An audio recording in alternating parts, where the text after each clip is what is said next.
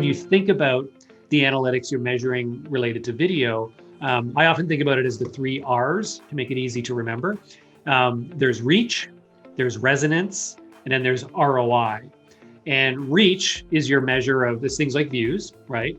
But reach is really driven by, frankly, how well you promote the content, and largely that, right? And then if there's some virality to it, that's great. So there's reach, which in some cases is important if it's content you're trying to get out in front of a lot of people. The resonance is about, for those people who do watch it, how long are they staying engaged? And that will tell you, is the content itself really hitting the mark?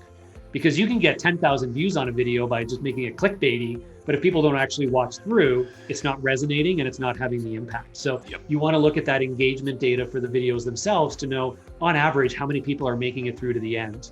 And a good benchmark is 60%, is kind of the general industry standard for what you would expect a decent video to be, keeping 60% of people watching all the way to the end.